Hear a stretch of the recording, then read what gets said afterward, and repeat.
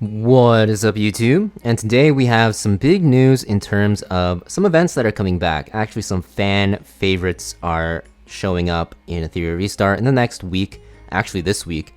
And you're going to see that in a few days. We're going to start off with the Dreamscape event. So the Dreamscape event is coming back. You're going to see that it is basically revamped. They said that they were going to fix it with some updates to make it less RNG heavy. And you're going to see the first one here is that the price to purchase a dream key is reduced to 200 from 300. Is that still too high? Well, it's a 33% off discount, or I guess reduction. And yeah, it might still be too high. I personally would have done like 150, maybe even 100, even though 100 is like super cheap. That's the cost to do one refresh. But that's a nice change. You know, you can actually get your rewards back for a cheaper price. And honestly, like spending some crystals, a few crystals, like a couple or so like refreshes on the keys is always a good investment. It always was, even in the last one when it was 300, because you got a lot of materials back. But we'll have to see, you know, what actually is in the shop this time, because you'll see at number 2 we have the Dream Dust shop. I don't know if it's being changed at all, but because they are letting you exchange directly for the rewards you want, that basically means that there's no like box where you're, you know, spinning the wheel and either getting like a ton of lattice fragments or none. And depending on what the exchange rate is, you'll have to see, and maybe it'll be worth actually spending your crystals on some keys now, especially because it's cheaper, which is nice. So, you know, the big thing is they're reducing the RNG and then reducing the key amount, which is going to be cool. They're also making it so that events in the maze itself have been optimized and updated. I don't know what this actually means. It probably means we are getting less variance in the rewards we get, because sometimes you would get like 5k dust if you get really unlucky. Sometimes you would get 50k. So hopefully this kind of lessens the variance, or the RNG as people call it, and hopefully like just the overall average of the resources you get goes up, because it was really hard to buy out the boxes for like one of the, you know, I think it was the lattice fragments had like 300. You couldn't really buy it out even if you bought like multiple keys, so it felt really, really bad. On top of that, we now have the ability to share Dream Maze scores. Wow. Nice. Okay. But basically for Dreamscape, you know, the key price is going down, less RNG in the shop, which is a great change. That's a huge W. And also the events are being changed a bit to be quote unquote optimized and updated. I don't really know what that means. Now, the problem still with Dreamscape is, you know, they have to let it unlock at a low level, which is 15. But for newer players, spending your crystals on the keys is actually not really worth it, because you still need a lot of characters. But, you know, depending on what is in the shop, actually, it might be it might end up worth it. So I'll definitely have a video guide on it. Again, updated. I do have an old one for the old Dreamscape, which is kind of me roasting it, to be honest, kind of. But, you know, this update should be a good change. I think they took in a lot of the feedback, and hopefully it ends up being a lot better than it was in the past. And I'm sure it will be, but to what degree is, you know, up to them and what we find out once it actually releases. On top of that, we have the Blessings Galore announcement. So 2x events coming back. It's also the same as before, where you can consume double stamina to get quadruple item drops. So 4x, 2x, whatever you want to call it. Basically same format as before when we ran it last. 3 days long from Friday to Sunday, which is like the best change. And honestly, you know, I'm very happy that they still have this interface for the quadruple drops. You don't have to spend your entire life on the weekend doing it.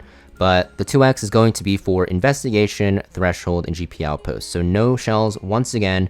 I wouldn't really expect them to do shell 2x ever. Honestly, they might do it once for like a special anniversary or something like that, or maybe do something else for the shell economy. But yeah, 2x as per usual happening on the 19th and until the 22nd. Now, a lot of people I've actually talked to aren't really excited about this, because you know, we just had a shell boss, you know, come out. So basically what this means is that, you know, because the shell boss came with 4 different shells, and of course they're new, so no one had access to them before, and actually 3 of the 4, maybe even 4 out of the 4 are all like usable. I think Sword 7's good for some like one-shot comps, and I don't know if it works in PvP CC because I've never seen it yet. Ouroboros is being used in some Bruiser team comps. I know a lot of people abuse this in Union Boss, which is very interesting. Tiger Yin is very good at one-shotting bosses. It's actually the best DPS shell to one-shot right now, and is also seeing play on like Lilium, for example, in PvP, which is great, and even Born, which is pretty cool. And then Reaper Steps, right? A really good anti-CC shell that people are starting to use on Ling Luo. So basically a lot of good shells, not like the most broken ones ever, but also like not bad as well. So a lot of people were spending a lot of time building their teams, you know, farming for it. And I think because people know about the shell RNG, how like you can farm forever looking for the specific shell, you know, setup. For example, I'm still looking for a Veronica shell to imprint this on, still to this day, which is insane.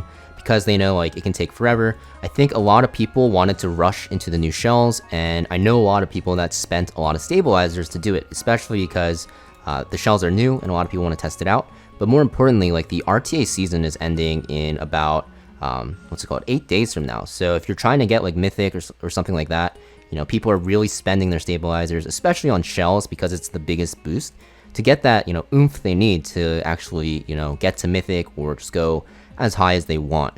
So because of that, you know, this event, this 2x event, even though it's nice, like I feel like it's like it's probably the least efficient one for everyone, because you don't have a lot of stabilizers saved up, which feels bad. But because they're telling us 3 days in advance, I guess it's normal.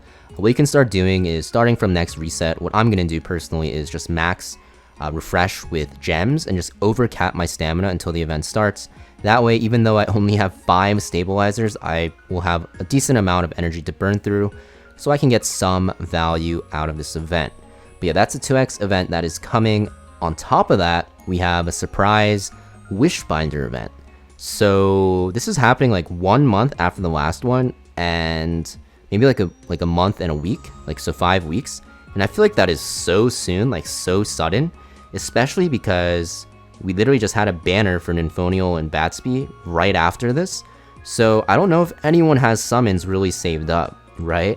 So it just feels kind of weird, but it's pretty much the same format where you're kind of like summoning for like a point, and then at the end, at 100, you get this box, which will have 3 RGB characters in it that you can choose from. Last time it was Claw, Tsukiyami, and Veronica.